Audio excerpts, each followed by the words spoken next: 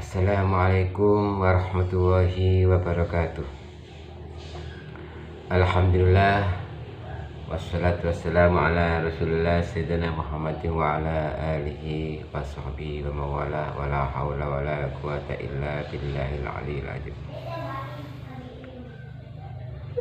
Pada malam hari ini patut kita panjatkan syukur pada Allah atas segala limpahan rahmat, hidayah, inayah maupun inayahnya, sehingga kita bisa bertemu lagi pada pertemuan minggu kedua dengan ucapan alhamdulillah wa syukurillah. Salawat dan salam semoga tercurahkan kepada junjungan kita Nabi besar Muhammad sallallahu alaihi wasallam yang senantiasa kita untuk berusaha mengikuti apa yang telah diajarkannya, apa yang telah diberikan uswah oleh beliau, sehingga tidak hanya yang sunnah, terutama yang wajib. Pada teman-temanku semuanya, Mas Santri UIN Maulana Malik Ibrahim yang berbahagia, pada malam hari ini kita akan membahas tentang fasal al-janaiz. Jadi mohon maaf kalau tadi malam pada malam live tadi malam itu banyak trouble, bukan karena apa, tapi karena memang jaringannya yang cuacanya memang itu sangat mengganggu, apalagi daerah saya itu dekat dengan Bandara Abdurrahman Saleh. Tentunya ada keterbatasan frekuensinya. Tapi kalau hari-hari biasa tidak ada musim hujan, biasanya sih normal wajar saja. Tapi syukur kita ambil hikmahnya.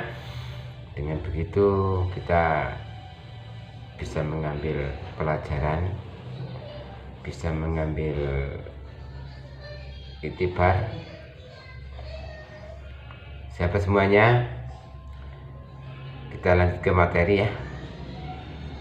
Faslun allati yalzamu lil mayyit. Fasal di dalam menjelaskan tentang kewajiban terhadap mayit. Kewajiban siapa? Kewajiban kita yang hidup. Lah, kewajiban-kewajiban tersebut arba'u khisalin, ada 4 bagian. Yang pertama, kewajiban kita manakala ada tetangga kita atau siapapun yang meninggal di sekitar kita, maka kita harus pertama adalah ghusluhu, memandikannya. Yang kedua, wa takfinuhu, dan mengkafaninya. Setelah dimandikan, dikafani. Yang ketiga, wassolatu, dan kita menyolatkannya, wassalatu alaihi, dan menyolatinya. Wadafnuhu, setelah disolati, tentunya dengan berbagai protokoler tentang tata cara sholat nanti kita bahas. Lalu di proses yang terakhir, yakni di proses wadafnuhu, dan menguburkannya atau memakamkannya. Jadi kalau kita umat Islam itu ketika ada orang meninggal, maka selanjutnya ketika kita melalui beberapa proses, maka terakhir adalah menguburkannya atau memakamkannya. Ya kebetulan kalau di Indonesia banyak konteks, ada keyakinan di luar Islam itu yang tidak dikuburkan, tapi ditaruh di hutan atau dikremasi atau di apa. Itu urusan mereka ya.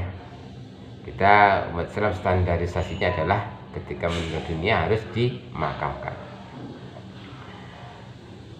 Ya, kita bahas pada bahasan yang pertama, aqallul ghusli. Membahas sedikit-sedikitnya memandikan mayit itu seperti apa. Seenggak-enggaknya itu.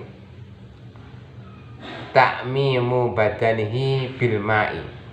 yakni meratakan air ke seluruh badan si mayit. Dalam hal ini meratakannya tentunya setelah ba'da izalatin najasati, setelah menghilangkan najis yang ada di tubuhnya. Wa akmaluhu, dan sesempurnanya memandikan mayit, ayyaghsila sawataihi, yaitu memandikan juga ya, diratakan bagian kubul dan duburnya mayit. Wa ayyuzilal qadara, dan dengan menghilangkan kotoran-kotoran juga min anfini, juga di hidungnya, karena apa? Untuk meratakan air di seluruh tubuhnya. Setelah menghilangkan najis di kubul dan duburnya, maka juga harus menghilangkan kotoran, walaupun tidak dihukumi najis. Nah, maka bekas ingus yang mengering di hidung maka juga harus dihilangkan. Wa ayyuwadi'ahu, dan juga mewuduinya. Yang namanya mayit tidak bisa wudhu sendiri, maka ketika setelah mandikan, seyogyanya juga diwudukan. Wa ayyatluka badanahu bisidri, dan menggosok tubuhnya.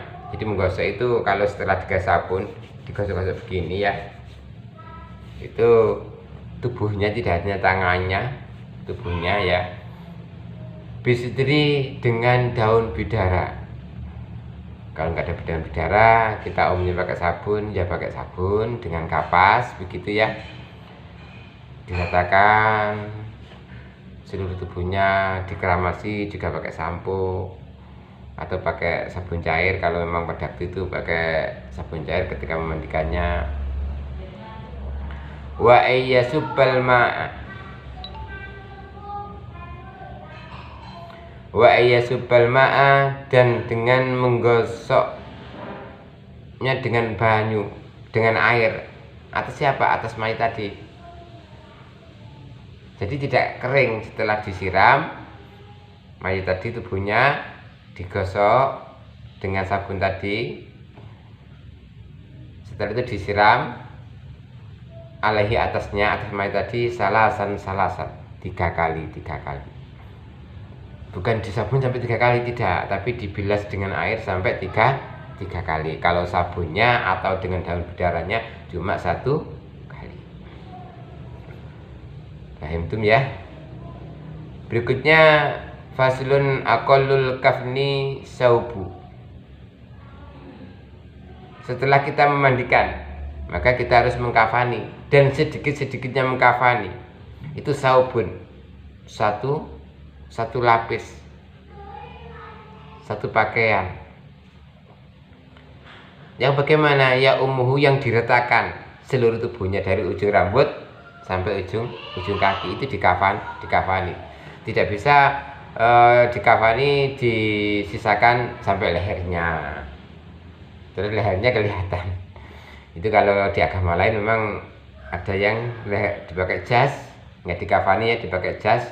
Setelah itu di make up layaknya orang hidup. Tapi kalau di Islam ya harus dibungkus keseluruhannya tanpa kecuali. Nggak bisa disisakan kakinya aja nggak dibungkus biar kelihatan kalau dia mati, ya nggak bisa, harus dibungkus semuanya.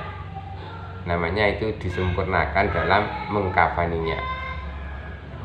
Wa akmaluhu lirajuli, dan sempurnanya, idealnya untuk mengkafani orang laki-laki ya. Jadi yang meninggal itu kan kalau nggak laki-laki perempuan.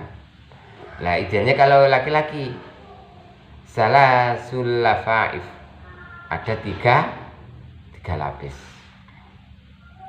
Walil mar'ati, dan bagi wanita komisun, itu memakai komis itu baju kurung mbak mas, dengan memakai, jadi kain kafannya itu didesain layaknya seperti baju kurung. Wa khumar, dan jilbab. wa izaru, dan penutup. Jadi setelah pakai baju kurung, pakai jilbab ya, lalu dilapisi sebagai penutup. Walafatani, dengan dua lapis. Jadi di finishing akhirnya dengan 2 lapis kain kafan.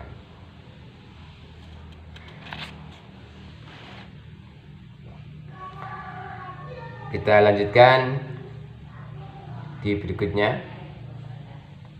Faslun arkanus sholatil janazati. Jadi yang setelah mandikan, mengkafani, yang ketiga mensolati. Arkanus sholatil janazati, rukun-rukun. Adapun rukun-rukunnya sholat jenazah itu sab'atu, ada 7. Al awalu, yang pertama, an-niyatu, niat. Jadi yang pertama adalah niat.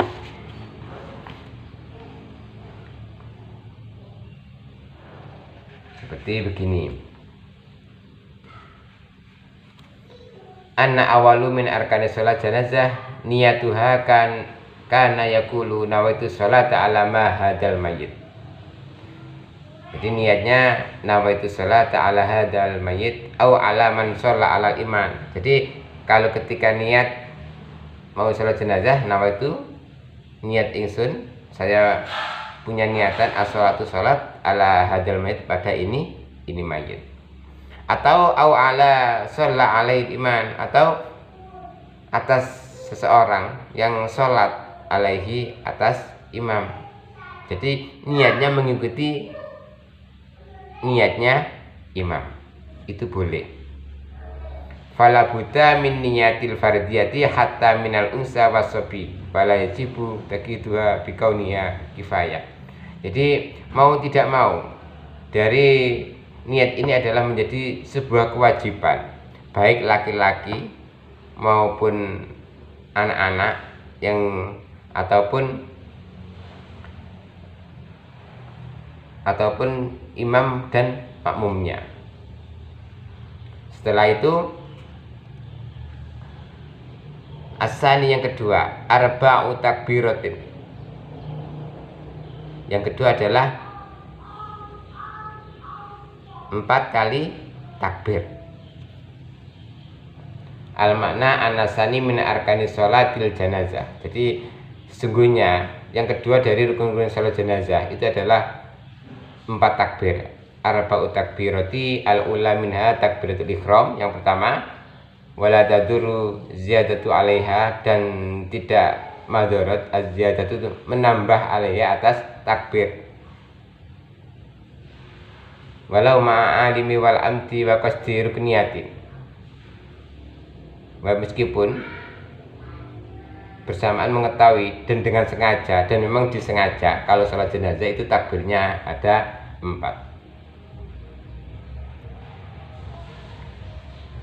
Setelah itu yang ketiga, as-salisu al-qiyamu alal qadiri, berdiri bagi yang mampu. Sholat jenazah kan harus dikerjakan dengan berdiri. Ada enggak sholat jenazah sambil sujud sama rukuk? Tidak ada kan? Sholatnya semuanya berdiri. Namun berdiri tadi alal qadiri, atas yang mampu saja untuk berdiri. Ar-rabi'u, yang keempat, qiraatul Fatihah, membaca Fatihah. Setelah melalui 4 takbir ya, dilanjutkan dengan membaca Al-Fatihah. Al-khamisu, yang kelima, as-sholatu ala nabi. Yang kelima adalah membaca sholawat pada Nabi. Ba'da saniyah, sesudah takbir yang kedua.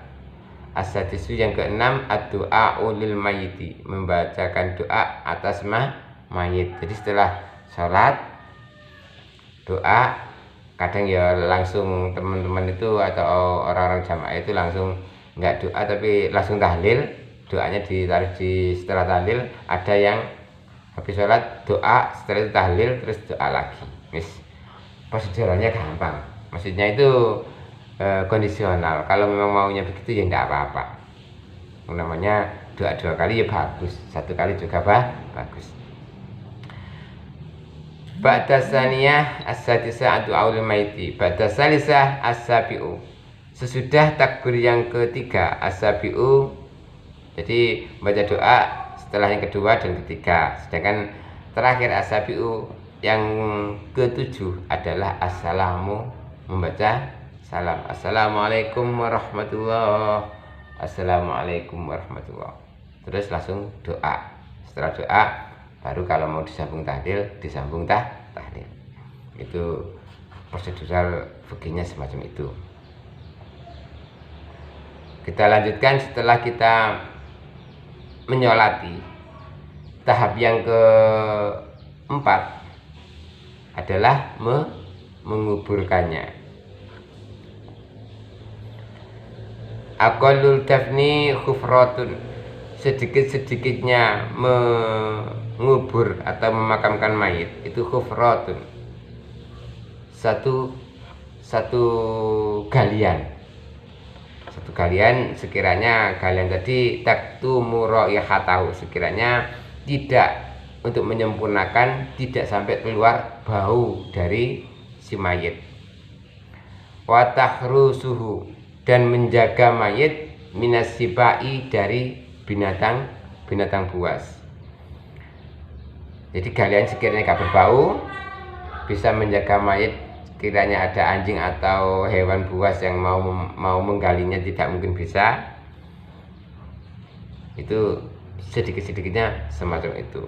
Namun yang kedua, wa akmaluhu, yang sempurna, idealnya qomatun, itu sak seberdirian, wabastatun, dan selambaian tangan.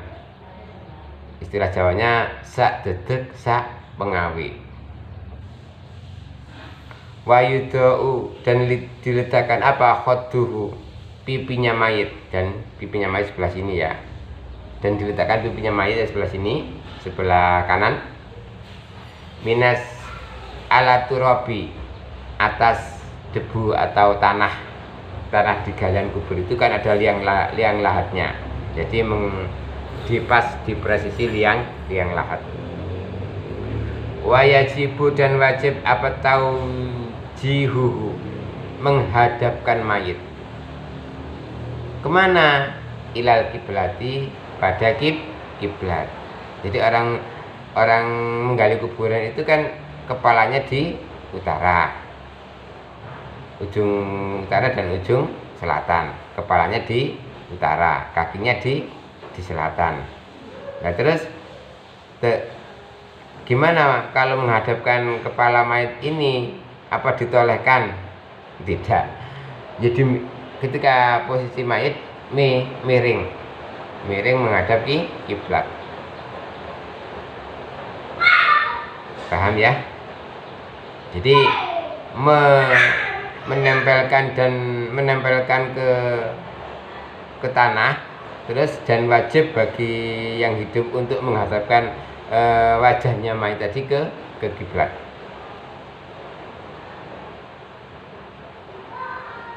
Kita lanjutkan lagi. Yunbasul mayiti, digalikan apa al mayitu mayit, li arba'i hisolin, dari arah 4 perkara. Lil ghusli, dari memandikan, idza lam taghayyar, ketika tidak berubah, wali taujihihi, dan karena berhadapan mayit, ilal kiblati, pada kiblat.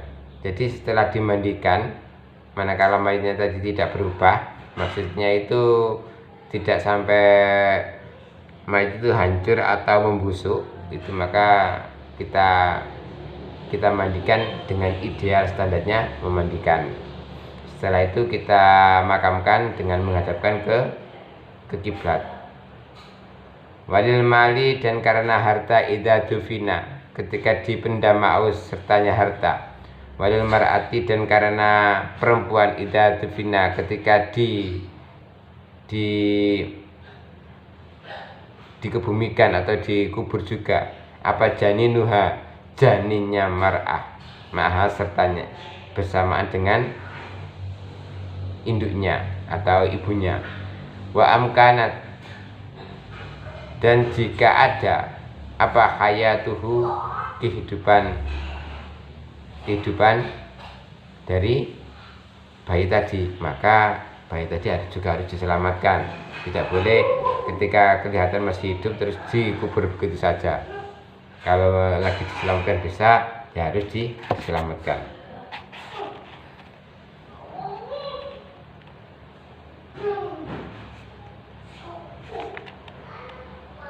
Oke, saya ulas lagi ya biar lebih gamblang.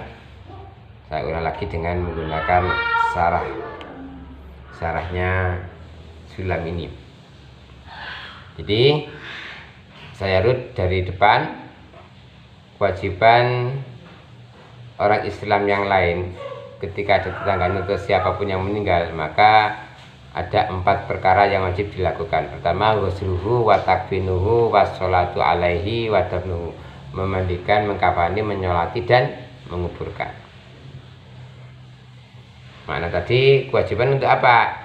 Untuk annalladzi yalzamuna fi du'al maiti al muslim, kewajiban pada mayit yang Islam, tidak semuanya orang, tapi karena agamanya kan berbeda-beda, maka ketika tetangga kita Islam, maka kita pakai standarisasi cara merawat jenazahnya dengan cara standarisasi Islam.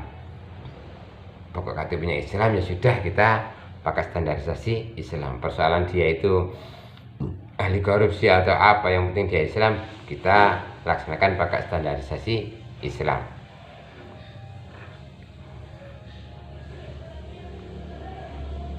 Selanjutnya, sedikit-sedikitnya memandikan adalah paling tidak takmimu badani bil ma'i, meratakan air ke seluruh tubuhnya. Makna yang dimaksud adalah anna aqalla huslil maiti adalah takmimu jami'i badani sa'aron wa basaron bil ma'in, yakni meratakan seluruh tubuhnya mulai rambut sampai kulit-kulitnya bil ma'i dengan air. Ai bi izalati ba'da izalati najasah. Jadi sesudah dihilangkan najis ainiyahnya, allati alai ingkanat, ketika ada kandar atau najis baik di jalan depan belakangnya ataupun di tubuhnya yang lain. Amal hukmiyati wal ainiyah allati fi maknaha. Jadi makna hukmiyah maupun ainiyah itu di dalam segi maknanya. Fatakfa jari tuwa kitatun li izalati walil gusli wala yajibu li gusmi niyatun bal tusannu faqat. Tidak wajib memandikan itu dengan niat khusus. Maksudnya andikan lupa nggak niat tidak masalah. Dari beberapa orang itu kan pasti ada yang niat. Jadi ketika ada salah satunya tidak niat, itu tidak wajib, semuanya harus niat. Bal tusannu, akan tetapi hukumnya niat memandikan mayit itu adalah sunnah. Wa akmaluhu ayyaghsila sawataihi, dan sempurnanya memandikan itu adalah dimandikan pula, dibersihkan pula jalan depan maupun belakangnya bil ma'i dengan air. Wa ayyuzilal qadara min anfihi, dan dihilangkan kotoran-kotoran yang ada di hidungnya. Wa ayyuwada'ahu wa ayyadluka badanahu bisitri, dan menggosok tubuhnya dengan daun bidara atau dengan asobur, dengan sabun. Wa ayyasubal ma'alai salasan. Jadi setelah dimandikan, digosok dengan sabun atau daun bidara, maka digirah ya, dibilas, disiram sampai tiga kali.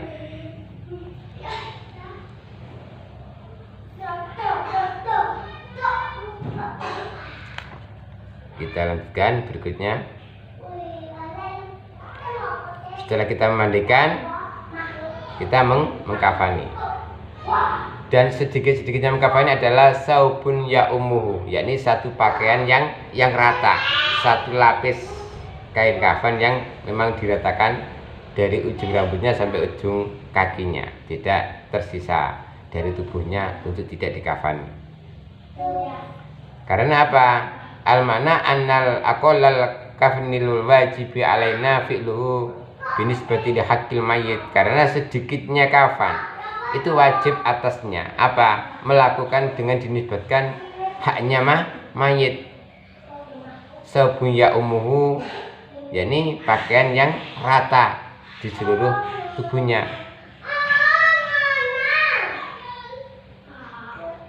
Amal binisbati li haqqillahi ta'ala, sedangkan adapun dengan nisbatnya Allah Ta'ala adalah basatirul aurati mukhtalifati dukuratun wa anbasatan. Jadi baik itu laki-laki maupun perempuan, maka sayogyanya ketika dikembalikan kepada Allah maka kondisinya auratnya harus tertutup. Maka ketika mengkafani makanya ketika mengkafani harus semuanya rapat tertutup. Wa akmaluhu lirajulin, dan sempurnanya bagi seorang laki-laki salasun lafaif adalah 3 lapis. Jadi idealnya untuk mengkafani mayit laki-laki adalah 3 lapis. Al makna anna akmalal kafni lidzakarin, sesungguhnya sempurnanya kafan lidzakari bagi laki-laki salasul lafaif 3 lapis, ya kullu minha jami'ul badan, yang rata semua darinya, jami'ul badani dari semua tubuhnya. Ai ila ra'sal mukrimi wajhul mukrimati kama ulima wa yakrumu kaunuhu la ta'ummu illa bisikotin. Meskipun itu saudaranya atau orang lain, mukrim atau tidak mukrim, maka ketika mengkafani mayit semuanya harus diratakan, dicukupkan untuk kafannya, kecuali wajahnya yang disisakan. Nanti lapis terakhir wajahnya disisakan untuk apa? Memudahkan membuka pipinya mayit, dihadapkan ke kiblat.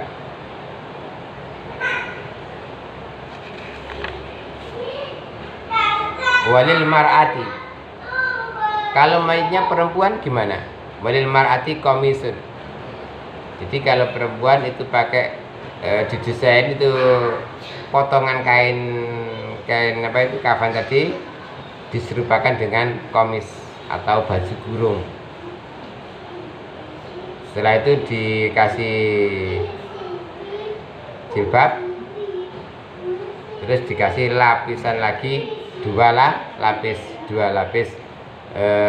kain kafan tadi. Setelah pakai baju gurung, pakai jilbab, terus dilapisi dengan 2 lapis kain kafan.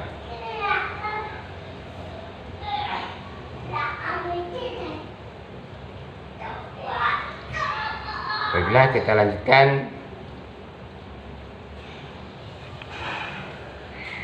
Arkanus sholat. Setelah kita kafani, kita masuk pada rukun sholat jenazah.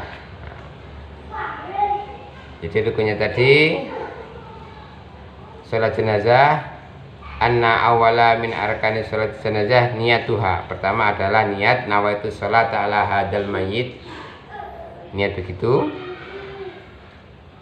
Lalu membaca takbir, salah satunya adalah disebut dengan takbiratul ihram. Yang kedua membaca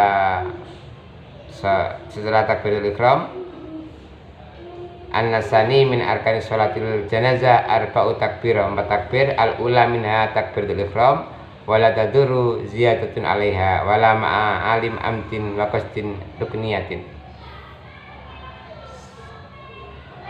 Ini takbiratul ihram, terus membaca takbir lagi.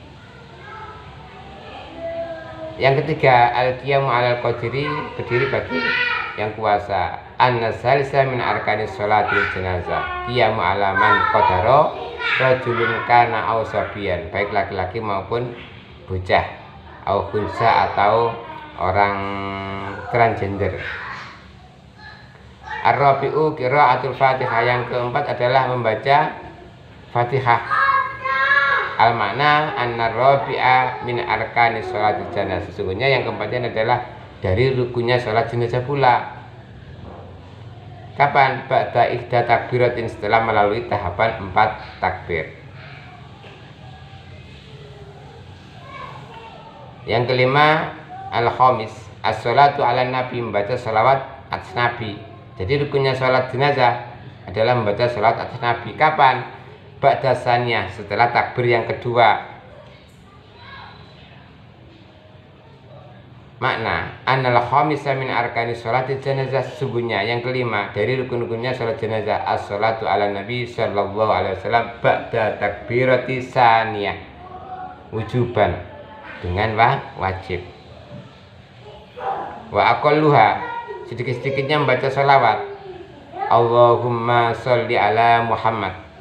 Wa akmaluha Allahumma sholli ala sayyidina Muhammadin wa ala ali sayyidina Muhammad kama shollaita ala sayyidina Ibrahim wa ala ali sayyidina Ibrahim wa barik ala sayyidina Muhammad wa ala ali sayyidina Muhammad kama barakta ala sayyidina Ibrahim wa ala ali sayyidina Ibrahim fil alamina innaka hamidum majid.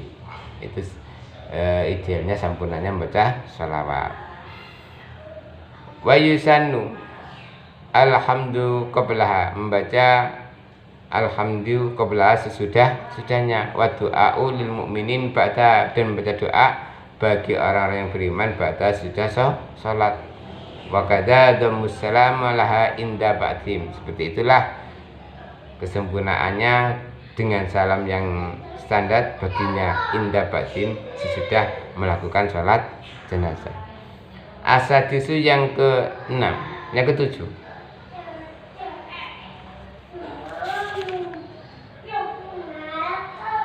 Yang ke-6 betul ya. Asadisu yang ke-6 ad-du'a ulil mayyit, membaca doa pada mayit ba'da salisah, sesudah yang ketiga. An-nasadisa min arkani sholatul jenazah, karena yang ketiga, yang ke-6 ini adalah dari rukun-rukunnya sholat jenazah, yakni ad-du'a ulil mayyiti bi khususi, dengan dikhususkan pada mayit yang disolat tadi. Ba'da takbirati salisah wujuban, sesudah takbir yang ketiga wujuban, yang mana melakukannya adalah hukumnya wajib.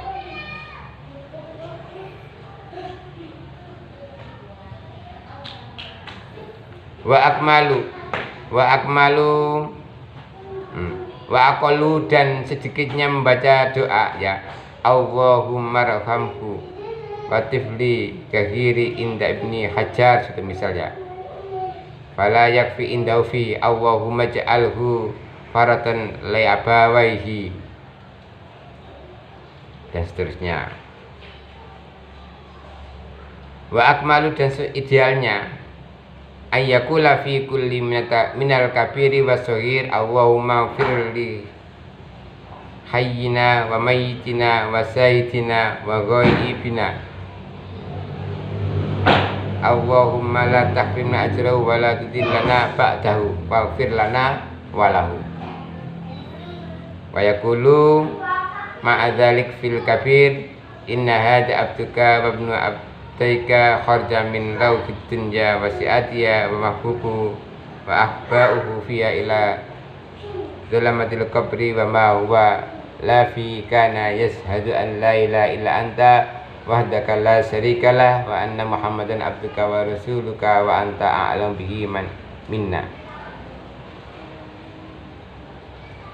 Dia ada mau baca panjang boleh, baca pendek boleh. As-sabi'u yang ke-7 assalamu, membaca salam. Nah, makna daripada rukun yang ke-7 adalah an-sabi'a min arkani sholah, karena yang ke-7 ini adalah juga bagian daripada rukunnya sholat jenazah. Assalamu kama fi ghairiha minnas sholati, sebagaimana rukun-rukun selain lainnya di dalam hukumnya sholat. Setelah itu disambung dengan salam dan doa. Selanjutnya setelah disolati, didoakan, lalu kuburkan. Tadi sudah saya jelaskan, setidak-tidaknya menguburkan mayit itu ukuran kedalamannya adalah sekiranya tidak berbau dan tidak ada hewan yang binatang buas yang akan menggalinya, sekiranya aman dari jangkauan hewan-hewan tersebut. Atau idealnya ya jadi seberdirinya orang ditambah setingginya tangannya, sak detik sak pengawit. Itu idealnya. Setelah itu mayit wajib dihadapkan ke kiblat, diturunkan mayitnya. Di situ kan tempat makamnya ada liang lahatnya. Ya, liang lahat tadi dibuat nempelkan mayit sampai menempel dinding kubur. Jadi dinding liang lahat. Kalau teman-teman ingin tahu bentuk liang lahat seperti apa, itu di Fakultas Syariah atau Fakultas Tarbiyah itu ada maket atau miniatur, yakni seperti apa cara membuat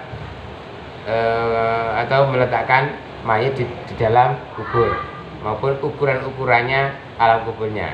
Itu ada di Fakultas Syariah ataupun di Fakultas Tarbiyah. Itu teman-teman bisa melihat. Di situ juga ada boneka manekinnya. Kalau memang ingin tahu kafannya seperti apa, ada liang lahatnya, ada kayu teleseknya juga ada. Jika memang kalau sudah masuk kuliahnya bisa lihat di sana.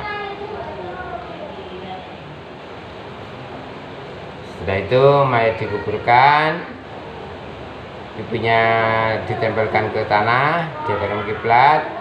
Setelah itu tali-tali yang ada di kafannya itu dilepas, diudari ya, terus dikasih apa itu, sekiranya bulat-bulat itu bantalan, sekiranya mayatnya itu tidak terguling.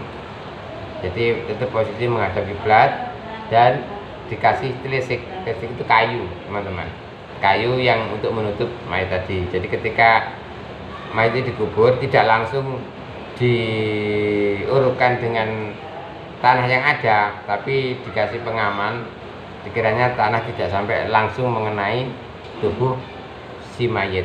Jadi ada kayu-kayu yang miring-miring begitu.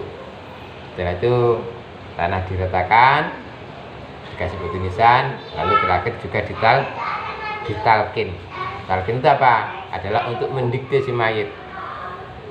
Mendikte si mayat bahwasanya dia sekarang sudah di alam yang berbeda dengan alam yang sebelumnya, dan supaya dia tidak kaget ketika bertemu dengan malaikat mungkar nakir yang tugasnya menanya manusia di alam kubur. Demikian sahabatku semuanya, kiranya kalau ada pertanyaan atau yang belum dipahami bisa kita lanjutkan di pertemuan-pertemuan berikutnya atau ditanyakan lewat grup Taklim Al-Muhasibi.